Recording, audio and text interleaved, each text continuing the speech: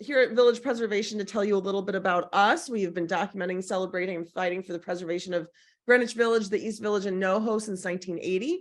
We work to expand and extend landmark zoning and zoning protections and stop inappropriate development while encouraging appropriate development in our neighborhoods. We just had a great discussion from our executive director, Andrew Berman, that you can find on our YouTube page about affordable housing and how that interacts with Village Preservation. We are for affordable housing at Village Preservation. I can say that very honestly. So that's a great webinar to learn a little bit more about that.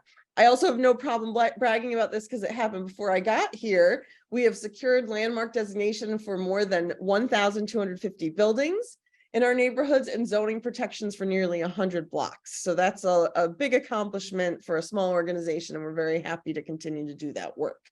We also host 75 free programs like this one, and also in-person programs. And hopefully you'll join us in person or online if you're from out of town for other things that we have coming up in the coming months.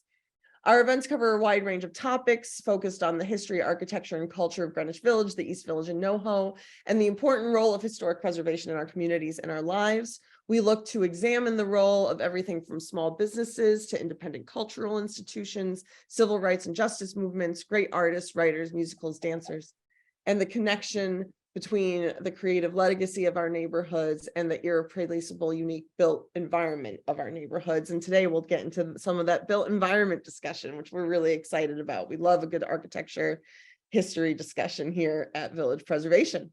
We are a member-based organization, so your support is really vital to us. I'll put some information in the chat about us and the organization and how you can support us. As I mentioned, everyone is muted except for our lovely presenter today and myself. I will disappear when we get started, but you can keep the discussion going in the chat. I will give our presenter questions at the end, so feel free to put them in throughout. Ooh, Laramie, Wyoming. We get an LA, so you two are pretty much the furthest so far. Let's see. If you raise your hand, it's actually better to just chat me directly. You can chat directly to me. Leanne is the name. Or you can chat to the full group or put something in the Q&A pane if you'd like it to be anonymous from everyone else. And I think that is all the Zoom protocol we need. If you have questions, I'll be here throughout and I'll monitor the chat. So feel free to reach out to me if you have any issues at all. But let me turn things over to Phillip James Dodd. We are very thrilled to have Phillip here talk about his book on American Renaissance. He is one of today's foremost experts on classical architecture and interiors. Born and raised in the United Kingdom, he is an alumnus of the prestigious Prince of Wales Institute of Architecture in London. He moved to America more than 20 years ago, and after training with some of the most recognized classical architecture firms in the country, founded his firm, Phillip James Dodd, Bespoke Residential Design, LLC. Since then, he has become one of the most sought after young residential designers practicing today, with designs that can be found in Manhattan, Greenwich, Palm Beach, and as far away as Bangalore, India, which has some cool architecture. I have a friend who lived in Bangalore for a while, and some of the places he showed me were excellent. He has lectured extensively throughout the United States on the subject of classical architecture and is the author of 2 best-selling books, The Art of Classical Details, Theory, Design, and Craftsmanship from 2013, and An Ideal Collaboration, 2015. And now this, we have the wonderful book, and I'll put a link in the chat, An American Renaissance, Beaux-Arts Architecture in New York City, which is right up our alley. With more than 35 years of photography experience, Jonathan Wallen has been a principal photographer for more than 20 books on architecture, and you'll see his photos throughout our time together. And this book also has a claim to fame that the wonderful Julian Fellows wrote the introduction, I believe, Phillip. So you've got that in the book as well. So lots to share. We will get started. So Phillip, let me turn it over to you. Thank you so much for being here tonight and sharing this wealth of information with us. Thank you very much, Leanne, for that wonderful introduction. Hopefully everyone's filed their taxes and we can just concentrate on this and have a nice glass of wine while we're doing so. So as Leanne said, everything I'm going to be sharing with you tonight is from my book, An American Renaissance, Beaux-Arts Architecture in New York City. It's a large book. If you buy it, you can dispense with your gym membership, because it's the big heavy book. It's 412 pages, but we only feature 20 buildings. And so what it means is that each of those buildings gets a lot of pages dedicated to them. So buildings like the Frick collection, for example, I've got close to 40 pages. But as you can tell from my accent and from Leanne's introduction, I'm not originally from this part of the world. I was born and raised and grew up in the United Kingdom. And I moved to the States in the fall of 1996 on a one-year internship. And I was being paid $10 an hour. And that first weekend, the couple that I worked for took me on a tour of the village. The main reason was to show me restaurants that I could afford to eat at on that $10 an hour salary. But they also introduced me to these wonderful Beaux-Arts buildings. And this is one of the first ones that I came across, Engine Company 33 at 42 Great Jones Street. This was designed by Ernest Flagg. And just a little bit of context, Ernest Flagg would go on to design the Singer Building at 149 Broadway. That's in the foreground. In the background, you can see the Woolworth Building. And when it was built, the Singer Building was actually the largest, tallest building in the world. And it remains the tallest building to ever intentionally be demolished. And so this is when I fell in love with the subject of Beaux-Arts architecture back in the fall of 1996. And one of my colleagues that I worked for, and this is back before really the internet and emails that took over. And so one of my colleagues said, if you need to send a postcard or a letter back home, wait till the weekend and go down to Bowling Green at the tip of Manhattan and go to the Cunard Building, which I did. And this is the space. This is the interior of the Cunard Building at 25 Broadway by Benjamin Wister Morris. And back in the fall of 1996, the post office actually had a little branch in here. It was like a little spaceship had landed and was sat in the middle of this wonderful space. This was actually the first building that we photographed for the book, partly because of the fond memories that I had for it. And this is just a detail of the ceiling. I kind of liken it to like an old Persian rug. It has this beautiful patina to it. And just very quickly, most of the murals, and murals were a huge part of Gilded Age architecture. Most of the murals were installed much like wallpaper. They were painted in the artist studio and then installed after the fact.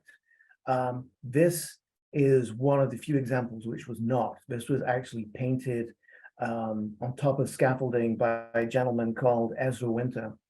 And actually, believe it or not, he painted this entire ceiling in just 4 months. The other thing when I first moved to the States was I had the great fortune of the office I worked at had a desk there for the great New York historian Henry Hope Reed.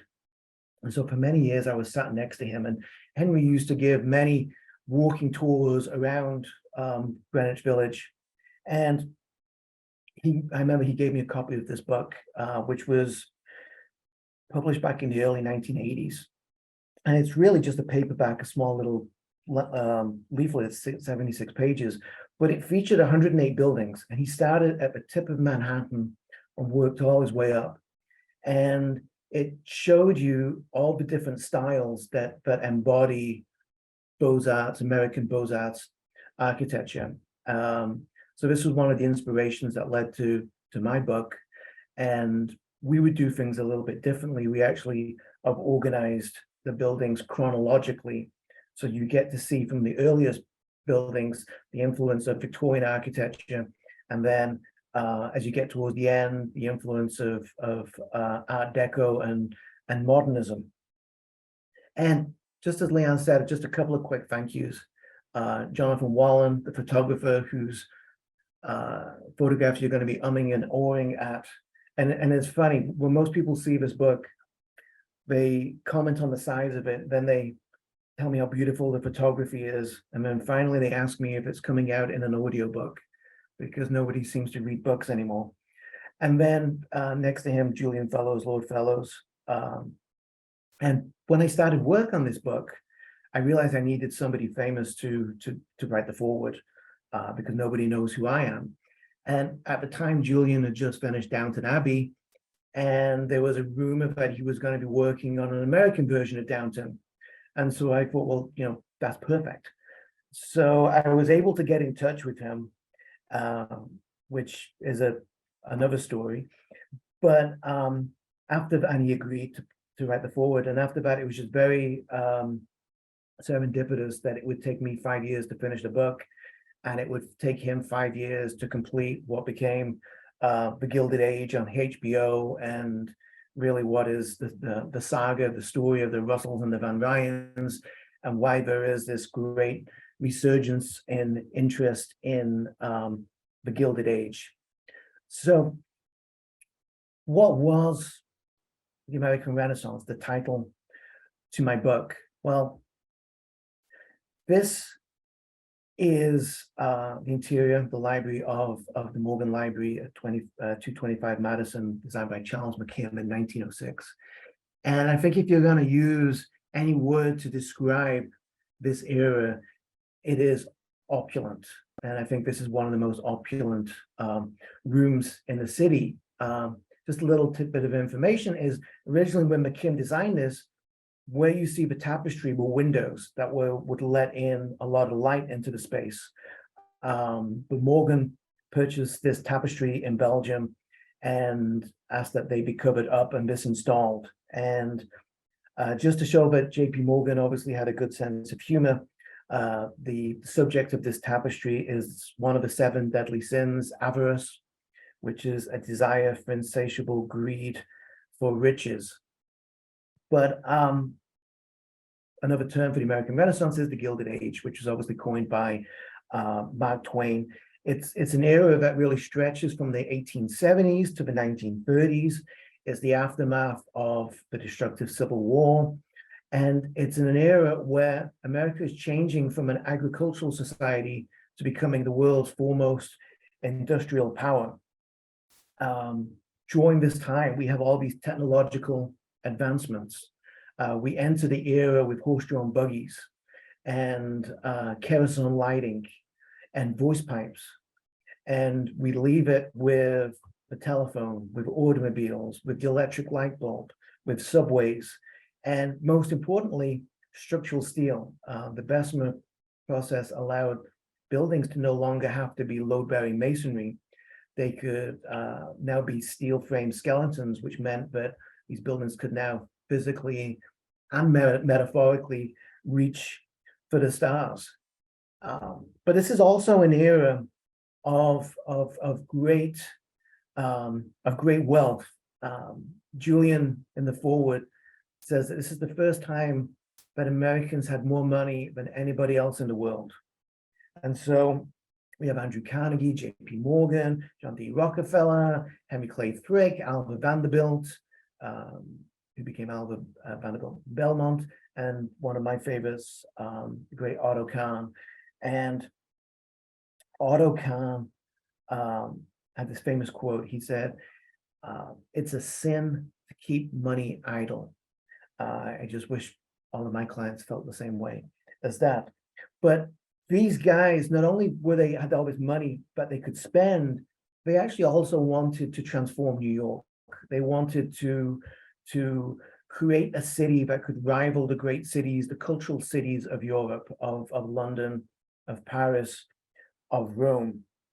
And all they needed to do that was an architecture, a style of architecture. So what is Beaux-Arts architecture? And I think when most people think of it, this is kind of the typical kind of building that they think of. New York Public Library, Career and Hastings, 1911. One of the most famous buildings in New York, and arguably the best Beaux-Arts example of Beaux-Arts architecture. And I think, with this building, this kind of dates the audience. I think younger people, when they see this, think of Dennis Quaid and Jake Gyllenhaal in The Day After Tomorrow. Whenever I see this, all I can see is Bill Murray and Dan Aykroyd and Harold Ramis running down the steps after they encountered the ghost in the book stacks in Ghostbusters. But the term Beaux-Arts really just translates from French to mean fine arts. And as I said before, it really encompasses a broad umbrella of styles. And so recognizable Beaux-Arts buildings, but also, under that style, palazzo type buildings. This is the University Club at one corner of 54th Street and Fifth Avenue, designed by Charles McKim in 1899. And the modern architect Le Corbusier once said that to see the best examples of Italian palazzos, you don't go to Rome, you go to New York. But also under this broad umbrella, we get Italian villas in New York City, like the Pierpont Morgan Library, what we just saw the inside of. And then also Gothic skyscrapers, like the Wolof Building by Cass Gilbert, in the style which they call perpendicular Gothic. And then in the village itself, we have the Bayard Condic Building at 65 Bleecker Street by Louis Sullivan. And this is in a style that's referred to as the Chicago School. This is a very interesting building in that it's Sullivan's only design in New York City. And if you go to architecture school in America, you're taught that the holy trinity of American architects is Frank Lloyd Wright, H.H. Richardson, and Louis Sullivan. And this was actually, quite revolutionary for its day, because it was a palazzo, but it wasn't divided in the way that palazzos typically were, and wasn't based on any type of European precedent, which is what most Beaux-Arts architecture is. But Greenwich Village itself is, is very residential in nature, but there are two really prominent architectural structures. One of which really is a great Beaux-Arts masterpiece, designed by perhaps the most famous architect of the Gilded Age, Stanford White, and that is the Washington Square Arch, or the Washington Memorial Arch, but everyone just calls it the Washington Square Arch. And this is actually one of 3 triumphal arches in New York City. The other 2 are the approach to the Manhattan Bridge on the Manhattan side, and then also the Soldiers and Sailors Monument in Brooklyn's Grand Army Plaza. These structures were added as part of the City Beautiful movement, where the city was trying to add civic structures, monuments, statues, obelisks, and in this case, triumphal arches, in an effort to bring a sense of history to the streets of New York. And when these were first built, and the Washington Square Arch is a great example, they were actually temporary structures built of staff, which was a plaster which was stiffened with hemp fibers. And the idea of doing this arch to commemorate George Washington's centenary as president was conceived by a gentleman called William Rylander Stewart. He was a member of the Knickerbocker family. He actually lived in one of the townhouses one of the Greek Revival townhouses that faced onto Washington Square, and it would be Rylander who would go on and hire Stanford White to design this. And White is the quintessential New Yorker. He was actually born in the village on East 10th Street back in 1853. He was loud, he was garish, he was larger than life, and which is no surprise why the one architect in the HBO series is Stanford White. And of course, made famous by the manner of his death in 1906 on top of Madison Square Garden. But despite him being so famous now, I think it's important to realize that the firm that he was with, McKim, Mead and White, was not a firm of equals. And Stanford White was actually the junior partner.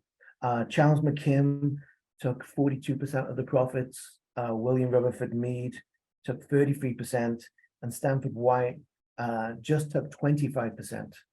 And so in his day, while he was considered a great architect, he wasn't considered the greatest architect. Funny how history kind of changes over the years. But for the temporary structure that White designed, which, like I said, was built out of staff, was actually 150 feet further north of Washington Square, straddling Fifth Avenue. It was quite weird proportions because it couldn't interfere too much with the sidewalk. And so second time around, when they decided to actually make this into a permanent structure, they actually relocated it into the park itself so that White would have some room to make this a substantial building or structure. It's fabricated out of Tuckahoe marble. It's 86 feet tall. Its piers are 10 feet wide, and the span of the arch itself is 30 feet. And at the top in the frieze, you see all of his great carving, which kind of intertwines personal references to George Washington as well as patriotic emblems. And so we have the American eagle with spread wings, which was carved by Philip Martini, kind of sits on top of the keystone. And then either side of that, we see the repeating pattern of W's, the monogram, obviously for Washington, as well as laurel wreaths and palm fronds.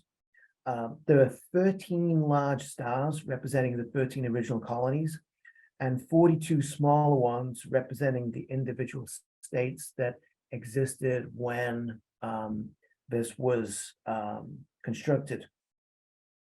And then either side of the arch, in what we call spandrels, that kind of triangular shape that is there, we have the winged angels of victory, which were carved by Frederick MacMonnies. MacMonnies trained under Augustus St. Gaudens.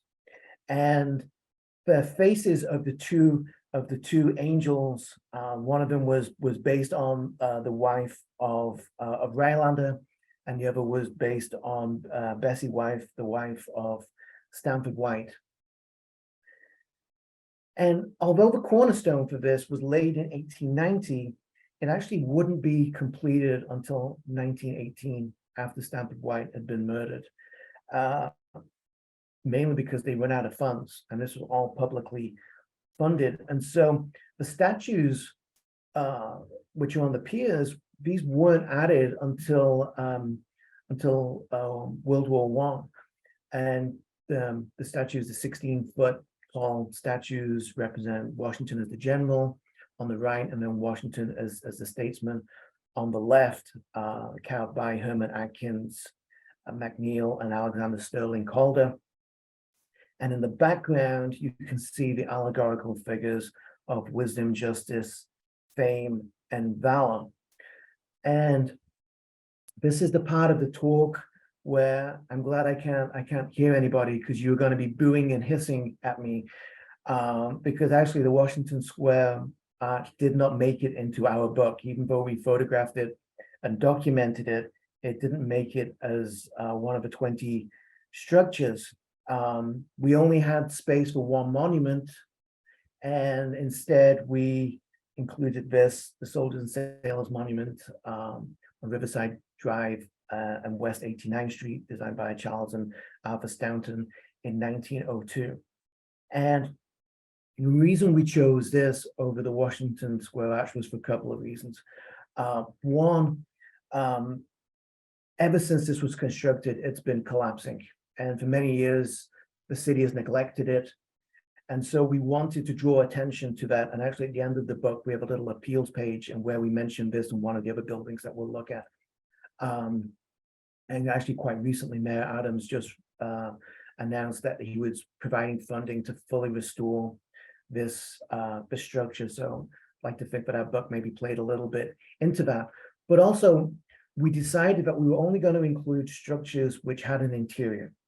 And this actually does. It has this beautiful drum interior. It's not open to the public because it's collapsing. But the New York Parks Department graciously opened it up for us. When you open up the big bronze doors, it just smelled like a fish tank in here with all the mold and water. But we were able to include what is perhaps Stanford White's greatest remaining building in New York City, which is the Gould Memorial Library and the Hall of Fame for Great Americans, located up in Bronx Community College. And you look at this structure, and again, various styles of architecture under this umbrella. This is obviously based on Roman antiquity. It's reminiscent of the Pantheon in Rome with its double offset pediment. And actually, we turned up early one morning, to the Bronx to photograph this, and the building hadn't opened yet, and we're chit-chatting to a couple of the security guards. And one of them says to me, he goes, your accent, he goes, "You're not from around here, are you?" And I said, "No, I'm not." And he responded, he said, "Are you from Brooklyn by any chance?" Which I kind of thought was funny. But for anyone with good eyesight, and then we can zoom in a little bit, you can see the inscription in the frieze, "The Library of New York University," which begs the question, why did NYU have a campus in the Bronx?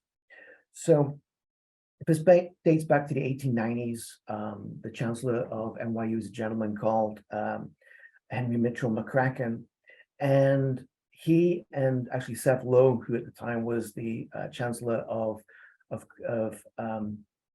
Columbia, decided to relocate their campuses out of the hustle and bustle of the city, with NYU's case relocated from Washington Square up to a more kind of idyllic environment, which they thought would be better suited for academic pursuit. Actually, NYU and Columbia actually talked for a little while about merging together. That didn't happen, and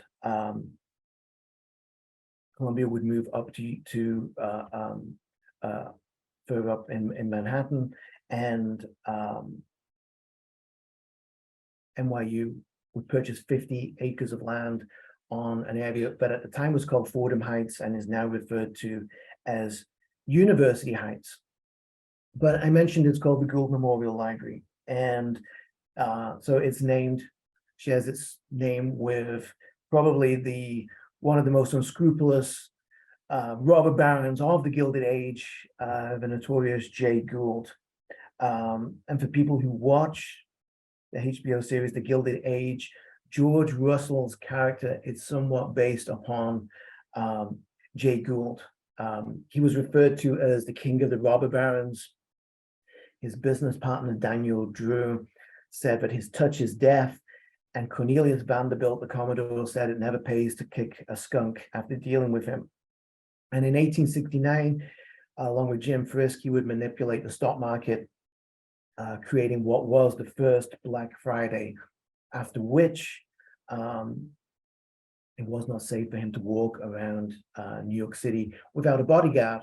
And when he passed away in 1892, he was interred in the family mausoleum, which is right in the center of Woodlawn Cemetery on the Bronx. It's actually the last chapter in our book. It's a beautiful place. You just catch the A train to the very end of the line. So not the A train, sorry, the 4 train to the very end of the line. And it's a wonderful environment. But this is the Gould Mausoleum, which is based on the Temple of Theseus in Athens. And when Gould died, they actually welded shut his sarcophagus. And the newspapers of the day recorded that was to stop his spirit from escaping and causing more havoc on Wall Street. In reality, it was actually to prevent grave robbers. At the time, grave robbers would dig up the remains of somebody and actually ransom the remains back to the family. So this was a way to stop that from happening. But McCracken needed somebody to pay for his new campus. And so he actually approached Jay Gould's daughter, Helen Gould. She was his eldest daughter. And she had become a philanthropist, partly to try and restore the Gould family name. But she was also an alumni of NYU. She had attended a law school program just reserved for female students. And so with that funding in place, he needed an architect, and he reached out to Stanford White. White's father had attended NYU, and actually Stanford White himself was an honorary alumnus. McKim had been hired, Charles McKim had already been hired to design Columbia University, and so Stanford White was the obvious fit to design the NYU campus. Straight away, though, McCracken and White didn't get along, and McCracken actually tried to have White replaced on a number of occasions. And as I love, there's a letter that McCracken wrote, which I love, to White, and he says, quote, you will bear me witness that during several years, I gave you a great deal of time and labor towards you making your work in this library more successful than it would have been if certain of your original plans and specifications had been allowed to remain. We have given and shall naturally give the honor of all the success to you, but you will also have the credit for making the roof watertight. Now, the outside of this building has got some wonderful details. You've got yellow Roman bricks, a light gray limestone cornice, patinated copper, and glazed terracotta roof tiles. And to commemorate White after he passed away, these doors to the building were actually replaced, and these were added to commemorate White. They were designed by his son, Lawrence Grant White, and they include 8 bronze reliefs depicting inspiration, generosity, architecture, decoration, painting, sculpture, music, and drama. And they were designed by friends of White's. So this is the only memorial to Stanford White that exists in New York City. Once you enter the building, and a big part of Beaux-Arts architecture is this sense of procession through a building. So you enter and you go up this staircase, which is based on Bernini's Scala Regia in the Vatican. And then you enter into one of the great spaces in New York City, the Rotunda, the reading room. And while the outside of this building is based on the Pantheon, the interior, which is 80 foot tall and has a 60-foot diameter rotunda, is actually based on British precedent, English precedent. The New York Times, when this was first completed, reported that it was modeled after the reading room at the British Museum, designed 40 years earlier by Sidney Smirke in 1857. And this was something that White did quite a lot, actually. He referenced the architecture of London. He did not study at the École des Beaux-Arts like most American architects did, but he spent a lot of time living it up in London and was familiar with a lot of the buildings there. And so when he designed the Metropolitan Club in New York City, everyone thinks that's based on the Palazzo Farnese in Rome, which it is, but it's really based on Sir Charles Barry's design of the Reform Club in 1837. And everybody now knows Sir Charles Barry for the architect of Highclere Castle, which you all know as Downton Abbey. But White also, the Century Association in Manhattan, Great Gentlemen's Club, was based on another club in London called White's. And that was kind of an in-house joke with McKim and White, that White would base his design on White's for that building. But back to this, it has 32 columns, 16 of which are in Connemara green marble, which was imported from Ireland. One of the reasons they selected that was it was a very sought after marble, and they heard that Columbia was trying to source it. So by them getting in there first, Columbia was not. These columns are so big that if you look carefully, you can see that the shafts are actually divided into into 5 different drums. And then above the columns, there's a frieze in tile mosaic, which has a quote from Milton's Paradise Lost. And then the capitals, these beautiful carved and gilded Corinthian capitals, were actually completed by Tiffany Glass and Decorating Company.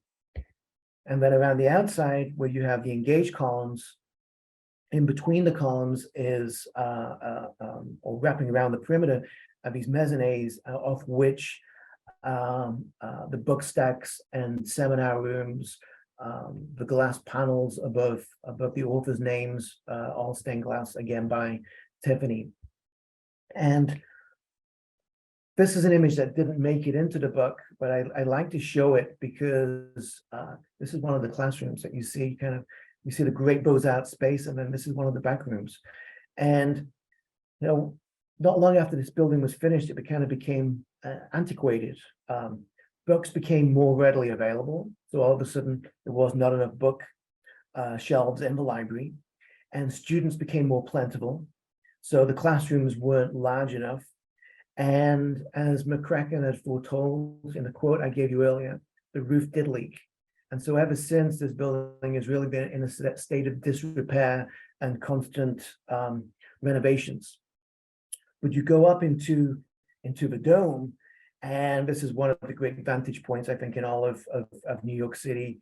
You see these classical maidens centered over the columns, and around the drum of the dome is a biblical quote from Job 28. And the coffers themselves are beautiful. The structural dome was by Gustavino, and then these coffers were fabricated out of plaster. They feature rosettes, and they actually all diminish in size as you kind of reach towards the center of the dome. And then around the back of the building, McCracken asked that the building be right on the edge of the cliff, which meant this very tall retaining wall. And so McCracken came up with the idea of having a Hall of Fame. This was the first Hall of Fame in America before the Baseball Hall of Fame. Dates back to 1901. And the inspiration came from the Gallery of the Immortals at the Ruhmeshalle in Munich. And McCracken thought that if students were surrounded by greatness, they would achieve greatness themselves. It is a 630-foot curved colonnade, sits on top of, like I said, this 20-foot tall retaining wall. And in between the columns, there was space for 150 busts of prominent Americans. And just very quickly, this is underneath it. We love this kind of picture of this shot of foreboding as you kind of go down the tunnel. And for anybody who's seen the movie A Beautiful Mind with Russell Crowe, they actually shot down here. There was extra seminar rooms and storage space underneath the colonnade. Then back on above, they divided the bus into different categories. We had artists, authors, inventors, politicians, scholars, scientists, and soldiers. And elections would take place every 5 years. Now, back when this was done, it was actually a bigger deal to be inaugurated into the Hall of Fame than what it was to receive a Nobel Prize.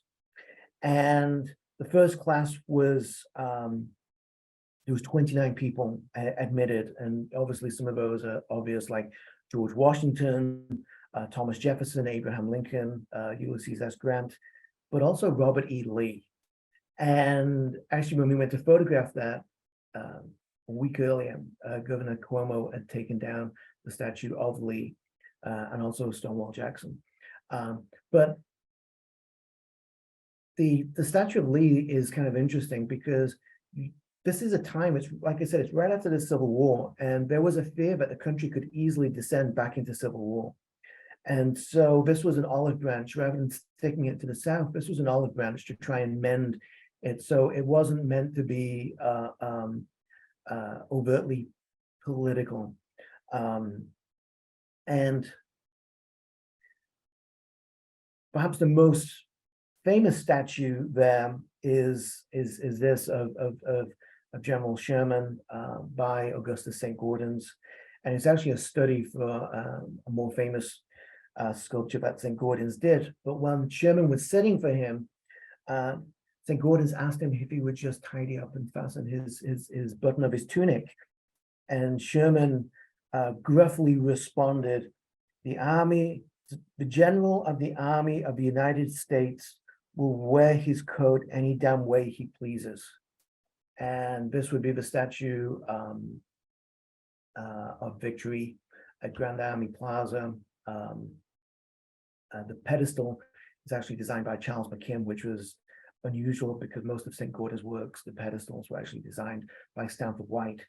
And this depicts Sherman on top of his favorite horse, Ontario, trampling over pine needles, which represents his march through the South, and is being led by the goddess of victory, which is actually modeled on a African-American model called Harriet Eugenie Anderson. And back to 1973, NYU is facing bankruptcy, so they sell the campus in the Bronx and they reconsolidate back to Washington Square in the Village to its original campus. And sadly, the last inductees of the Hall of Fame, which included Andrew Carnegie, their busts were never commissioned, and you see many empty bays. So before I mentioned that there was two great architectural structures in the Village, this is the other one, the Jefferson Market Courthouse by Calvert Vaux.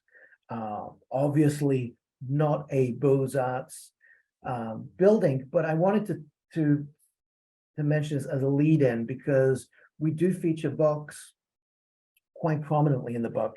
And this is one of his designs, the Samuel Tilden House at 15 Gramercy Park. And this was originally two adjacent Greek revival townhouses that were built in the 1840s, and they were converted into a single residence in 1884 for the gentleman on the left, Samuel Jones Tilden. He was the anti-corruption governor of New York who brought down the gentleman next to him, Boss Tweed. And running on that popularity, he ran up a Democratic ticket for president in the election of 1876. He won 51% of the vote, and he lost the Electoral College to Rutherford B. Hayes by a single vote. And I think most people, when they think of that nowadays, losing an election, losing the popular vote, or winning the popular vote, losing the Electoral College, people think of Al Gore and Hillary Clinton. The difference is neither Clinton or Gore reached the 50% mark because of third-party candidates. Tilden's the only person to get an absolute majority of 51% and still not be elected president. And so you can see the National Arts Club. This would later, the Tilden Mansion would later be converted by George Post in 1905. Actually, the structure next to it on the left is the Players Club, which likewise was a house that belonged to Edwin Booth, and that was converted by Stanford White in 1888. And Vaux, I always feel sorry for Vaux because Vaux was the mastermind behind Central Park. Everyone remembers Olmsted, but Olmsted was a junior partner. Calvert Vaux was the senior partner, and he was very much a proponent of Victorian Gothic architecture as prescribed by John Ruskin in the Stones of Venice, and he actually trained with America's first landscape architect, Andrew Jackson Downing. The outside of this beautiful building includes,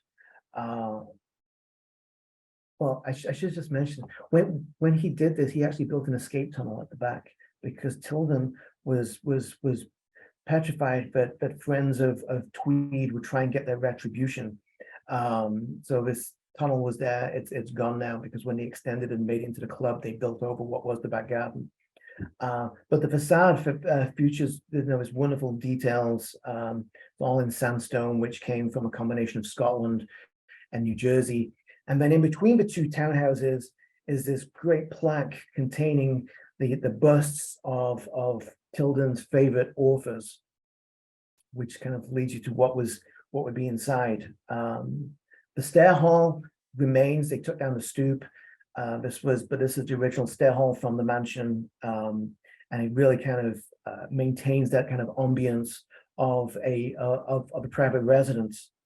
And then the main salon.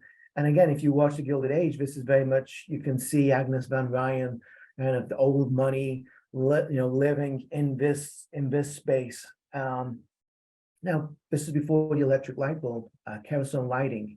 And so it was important to incorporate mirrors and reflective glass ceiling so that it would reflect the kerosene lighting every evening and brighten up the space.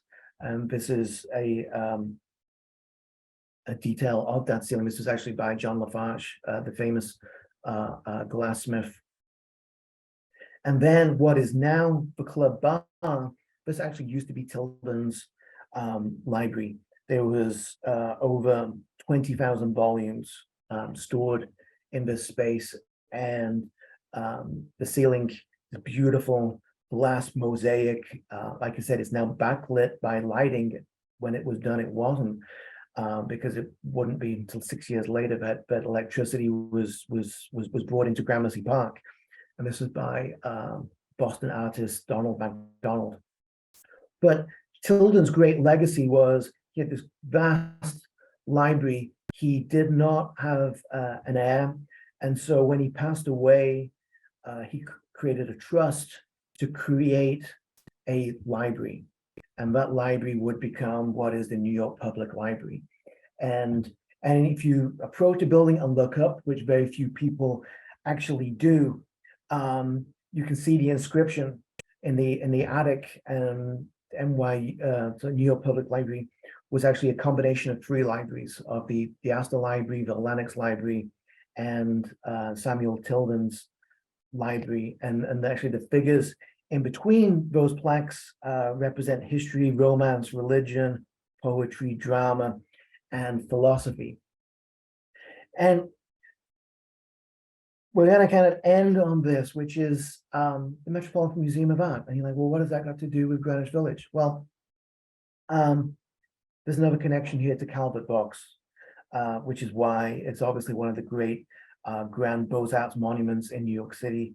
And it's actually this was the prototype for New York Public Library and for Grand Central Terminal. This was, again, like a triumphal arch with these three arches, and those two other buildings would replicate this afterwards. Don't ask me how we took this photograph, because there's always a hot dog stand right in the middle of where we're pointing. But the entrance to the Met was, which is Wing D, was designed by Richard Morris Hunt in 1902, obviously faces onto Fifth Avenue. And the Met is an interesting building in New York. Typically, throughout New York's history, if the building was too small, it was knocked down, it was replaced by something larger, which was then knocked down and replaced by something even larger. The Met didn't do that. The Met kept on adding wings. And so all the wings actually have a corresponding letter. And so it kind of becomes this great tour of New York architectural history throughout the decades. This is obviously this monumental style of what we think of as Beaux-Arts architecture. And by, like I said, Hunt. And this was like the complete polar opposite to the Victorian architecture, which was being proposed by Box. And even when the Tilden House was built, it was considered very old-fashioned. This was the style of architecture which the era was going towards, and it's quite a dramatic shift from Victorian to classical. But at the end of the era, you get quite a dramatic shift from the renaissance of art to the minimalism of the machine age. And Hunt was actually the first American to study at the École des Beaux-Arts in Paris. At the time, there was no architecture schools in America. There was no architecture profession. He's considered to be America's first professional architect. He created the vocation and brought Beaux-Arts architecture back to America and earned the moniker, the Dean of American Architecture. And again, for people who watch the HBO series, the story of the Russell House is the story of this house, the Petit Chateau, which was designed by Hunt for Alva Vanderbilt. And this was actually built 2 years before the Tilden Mansion. And before this was built, and you can't really see it from a black and white photo, but this was built out of marble. This is a city full of brownstones, and this just jumped out. It was, based on French precedent. No one in New York had seen anything like this. Hunt's other famous building is the administration building at the World Columbian Exposition of 1893, which everyone now knows as the White City. And actually, at the time, Washington was the political capital of America. New York was already the financial capital, but it wasn't determined what was going to be the cultural capital. And there was actually this great battle between Chicago, Boston, and New York to see who would get that. And it was quite a coup when Chicago was awarded the World's Fair. And especially considering the two previous World's Fairs had been in London and Paris. And in London, it was famous for the Crystal Palace. And in Paris, it was obviously famous for the Eiffel Tower. And so Chicago didn't want to disappoint its master planner, Daniel Burnham, who in New York City, people know him as the designer of the Flatiron Building. He had the great sense to invite 10 architects to come and participate, 5 from the Midwest, 5 from New York City. And the ones from New York City are the ones that really shaped the White City, again, which was called the White Cities because it was built out of plaster. And only stood for quite didn't stand for very long before it was torn down. It was never meant to be permanent. One of the Midwest architects, though, goes back to the beginning of the talk, was Louis Sullivan, and famous sculptors that were involved in the White City were Carl Bitter, Augustus St. Gaudens, Daniel Chester French. And the reason I mention this, and people always kind of link when I say this is a time before mass media, really. And so 25% of the American population visited the World's Columbian Exposition. And they saw this architecture for the first time. And they all went back home to their home cities and towns and said, that's what we want, which is why you see Beaux-Arts architecture in our civic buildings in almost every town and city in the country. Hunt himself in New York City it's really sad. He was the most prominent architect of the day. He built all the mansions for the Vanderbilt family in New York. Now only 2 of his structures exist: the pedestal of the Statue of Liberty, and then the Metropolitan Museum of Art, the entrance wing D. But no threat. You can see his work if you go up to Newport. The Breakers Marble House was designed by Richard Morris Hunt. And if you go down to Asheville, North Carolina, you can see the great Biltmore Mansion, the largest private residence ever built in the country. But in the Great Hall itself, when this was built, you have to remember there wasn't a space like this in New York City. They'd always seen load-bearing masonry. And again, the domes here were fabricated by Gustavino. This was revolutionary. No one had ever seen anything like this. And just to tell you a quick story, when we went to photograph the Met, they let us in very early one morning before they opened. I think we got access about 6 a.m. And we go up to the staff entrance, and there's a security gate there, and we're used to showing ID and metal detectors, and we turn up and they say to us, "Oh, you're here to photograph." And we went, "Yep." And they went, "Okay, in you come." And they didn't check anything. And I'm thinking to myself, have they never seen the Thomas Crown Affair? And that's when I realized just how many cameras must have been on top of us to let us do that. And we make our way to the mezzanine of the Great Hall, and we realize we can't photograph it because without any people, there was no sense of scale. So we photographed elsewhere, and we waited until about 8 a.m. when a few private tours were taking place just to get a few people in there. But this is actually the first wing A, of the Met, which was designed by Calvert Vaux in 1880. And the entrance actually didn't face onto Fifth Avenue, it faced onto the park, which makes sense as Vaux designed the park. It is now encased. If you walk to the building, walk to the very back, turn around, this is what you see. This is now part of the Lehman Gallery, which is Wing O, which was created in the 1970s by Kevin Roach. And then this is Wing B of the Met. Most people actually think this was the original facade, but it's not. This is Wing B, designed by a gentleman called Theodore Weston, who was really just a civil engineer. It's his only structure that he did of note, 1888. This time the entrance faced south towards the city, and this is now encased with what is the Petrie sculpture wing, Wing Y, again, in the 1990s, this time by Kevin Roach. And this is an archival shot of Wing B.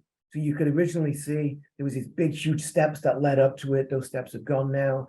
And just to get your bearing, you can see Cleopatra's Needle, which was installed in 1880 in the background. That's in the same location.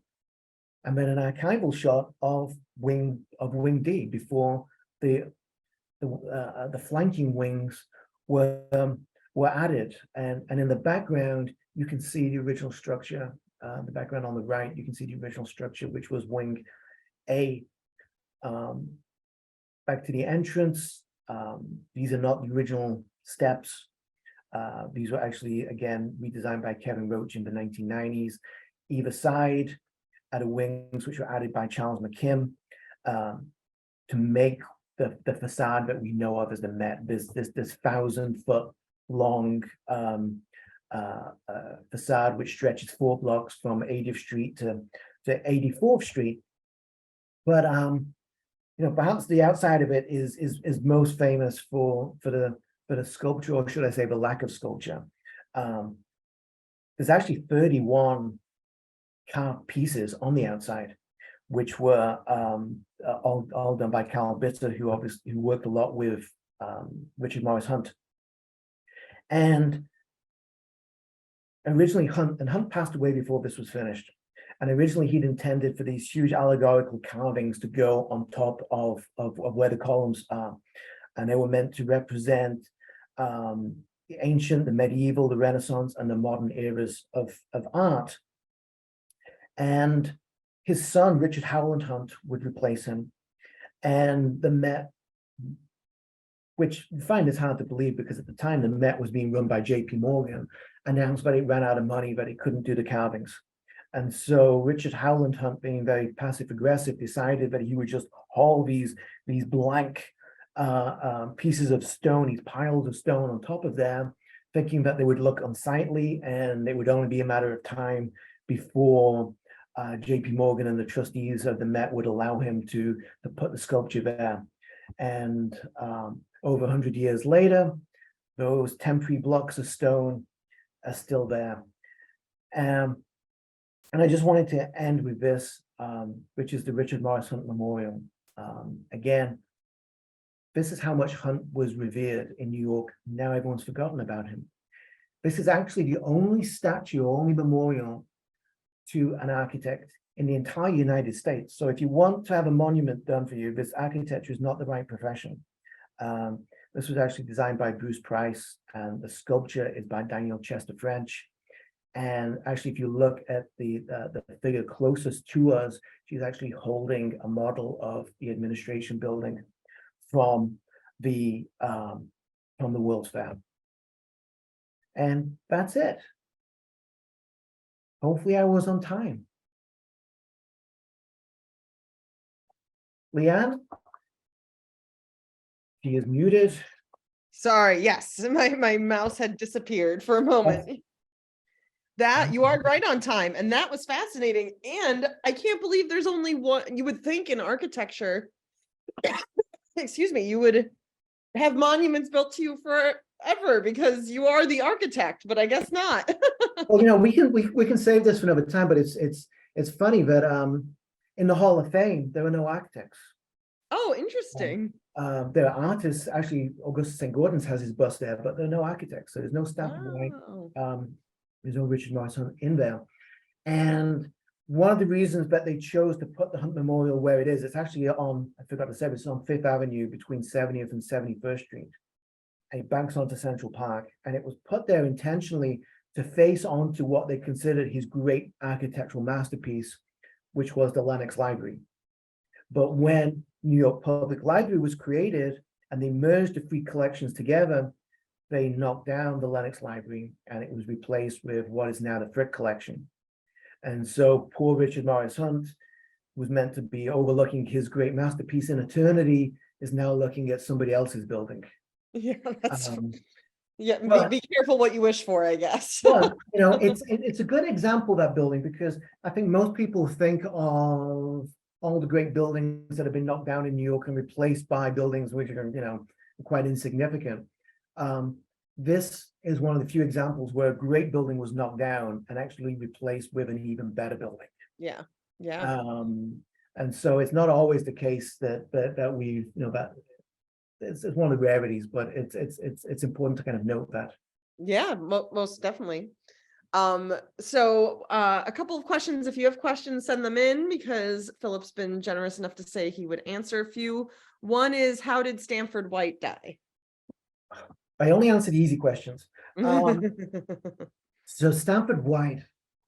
So Stanford White is a polarizing figure.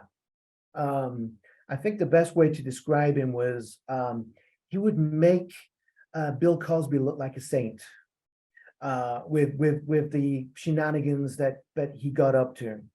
And he designed Madison Square Garden, which was on the corner of Madison Square. It's right where the New York life insurance company building is now.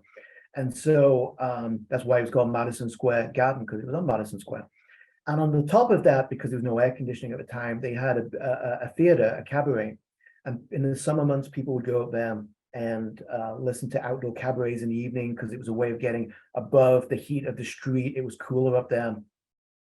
And one night, a gentleman called Harry K. Ford, this is the historical way that it was taught, was that he walked up to Stanford White, shouted out, "You ruined my wife," and shot him in the head, which is how White passed away. And partly because he had an affair with Harry Ford's wife when she was a lot younger, Evelyn Nesbit. And so is this jealous kind of rage that Ford was in. Interesting thing was McKimmy to White then closed their offices and burned everything in Stanford White's private office, like a modern day paper shredding, to get rid of all the evidence, because everyone knew what he'd been up to, all of the illicit affairs that he'd been having. And it became, quite honestly, the first trial of the century when Harry Ford was tried. And he was committed to a lunatic asylum, came out, and went on a world tour because he was famous for the man who shot Stanford White. And I love this. I actually do work in Palm Beach, so I love telling this story down there. Is he goes down to Palm Beach, he looks at a building by Addison Meisner, and he says, "I shot the wrong architect." I write about this a little bit in the book, because you try to report the facts, and when you write a new book, you're not just relying on how history has been reported, because history changes over time. So you look at old reporting, you look at new reporting, and there's actually a wonderful book, I forget the name of it, on Madison Square Garden. I think the lady was called Susan Hinman, and she actually researched it, that when Ford shot White, he didn't say, "You shot my wife." He shouted out, not you ruined my life. Not you ruined my wife, sorry, you ruined my life. and she intimates that Stanford White actually was having an affair with Harry IV, and he was a jilted lover, and but actually Stanford White also was having affairs with Augustus St. Gaudens and other people in his circle, that he kind of was bisexual in that way, and so it's kind of interesting, but that's how Stanford White was famously murdered. Yeah, wow. And here's a complex question, so let me know how you feel about it. Do you write much about the role of Downing in bringing Vaux and Withers to the USA via his Newburgh offices opposite Fishkill Beacon and the involvement with the Howlands, or do you just focus on New York City? So I touch on it a little, not so much on Withers, but Vaux was English, and actually Downing was in London at an exhibit, and saw these beautiful watercolors, which Vaux had done, and so he hired him and brought him back to America to work, like you said, in Newburgh, and he apprenticed up there, for a long time. That is until Downing passed away. I think he drowned in a steamboat accident on the Hudson. And so Vaux relocated to New York City. One of the guys who worked in the office was Olmsted, so he brought Olmsted with him. And over the years, he added partners. Withers was one of them, and so we touch on it a little bit, and like I said, in part because in the Gilded Age, it was, and that's the fascinating thing with the TV series. It's old money versus new money. It's the old world against the new world. And there's a great line in one of the first episodes when the Russells say to Stanford White, why do they hate us so much? And he said, well, if you represent the new, they represent the old, and the old is obsolete, and nobody wants to be obsolete. And I think that's the problem that Vaux kind of had later on in his career. He was very much a proponent of an architecture that was seen as obsolete. Very interesting. And then we can land on this toughie if you have an answer to it. Which demolished Beaux-Arts building do you think was the greatest loss to New York City landscape? Well, the standardized answer to that is Penn Station, and which was designed by Charles McKim, and actually, this is one of my few pet peeves with the TV series. Is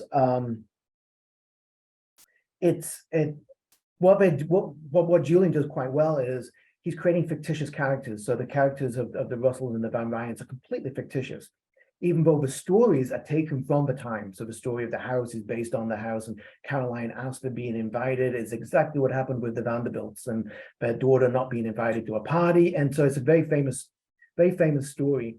But then they bring in real life characters like Stanford White and Ward McAllister and Caroline Astor. And so they have a scene where they're at George Russell's office and Stanford White is there unveiling a train station. And because it's part of the storyline, and that's fine. It's fictitious. And it's not meant to be historically accurate because Stanford White never designed a train station. But the problem that occurs then is, so afterwards, I gave an interview, or actually beforehand, I gave an interview with Architectural Digest. They interviewed Julian and the production designer, and we all contributed to it. But in the article, they wrote how Stanford White was the architect of Penn Station, because they joined the points together. Oh, it was a train station, must be Penn Station. He must have designed it. He didn't have anything to do with Penn Station. And so that's one of my pet peeves is everybody assumes that Stanford White did everything. And like I said, he was a great architect, but he wasn't the best. McKim was in my opinion, was a far better architect, and certainly Richard Morris Hunt was. I mean, you can argue people like Thomas Hastings from Carrera and Hastings, but Hunt, White's the most famous because of his murder and his lifestyle. And actually, somebody wrote a book once about Cass Gilbert, the architect of the Woolworth Building, and said if Cass Gilbert had been murdered on top of the Woolworth building, would he be as famous as Stanford White? So I went off subject for a second, but the obvious answer is, is Penn Station. But people then say, well, Penn Station was responsible for the creation of preservation in New York City. And so actually the demolition of Penn Station saved a lot of buildings, which is true, but not in its entirety. There was plenty of buildings that were knocked down after, especially commercial buildings that were knocked down after the creation of the preservation movement. And at the top of that list is the building I showed at the beginning, is the Singer building. That was knocked down while there was preservation, but they hadn't got around to protecting commercial buildings. They were concentrating purely on civic buildings. And for me, that would be my personal building that I lament not being there. If you look at the old images of the New York City skyline, it had this beautiful silhouette in the skyline. Everyone recognizes the Chrysler Building, the Empire State Building, the Woolworth Building. This was another one. Had a very, very distinctive silhouette to it. And when you think of New York City, you think of the skyline. It's a city of skyscrapers, and it's missing one of its most famous skyscrapers. So that would be the building that I miss the most personally. That's great. And that's a great way to end our evening. Well, thank you so much, Philip. I learned a lot. I'm sure everyone did. Someone said they bought your book as soon as they learned about the event and they love it. So thank you. And it's available in all good bookstores and online. I would recommend having it delivered to you so that you don't have to carry it from the bookstore back home, because it's particularly heavy. I think it's 10 pounds.